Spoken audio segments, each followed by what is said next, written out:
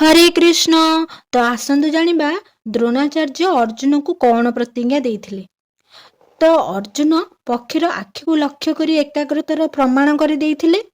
तो एथिरे द्रोणाचार्य अर्जुन को ऊपर बहुत खुशी हो जाइथिले। तो द्रोणाचार्य जानिथिले जे अर्जुन भितर जड़े महान धनुर्धर हेबार समस्त गुण अछि। तेणु से अर्जुन को गोटे प्रतिज्ञा देले। तो अर्जुन मु तुमको एही पृथ्वीर सबुठारु श्रेष्ठ धनुर्धर करिबि। तो यही कथा अर्जुन को मन रे आहुरी उत्साह भरीदेला। तो से निज गुरु को कथा को सम्मान करी आहुरी मन दे अभ्यास करने को लगिले। किंतु द्रोणाचार्यंकर एही प्रतिज्ञा परे एक अजब घटना सामना को आसिला। तो सेही घटना हैला हस्तिनापुर ठारू दूर जंगल रे एकलव्य नाम रे जने बालक धनुर्विद्या शिखिबा को बहुत इच्छा करुथिले। तो से द्रोणाचार्य को निज गुरु मानी निजे निजे अभ्यास करुथिले। तो दिन को दिन अभ्यास करी एकलव्य धनुर्विद्या रे बहुत पारंगम होई गले।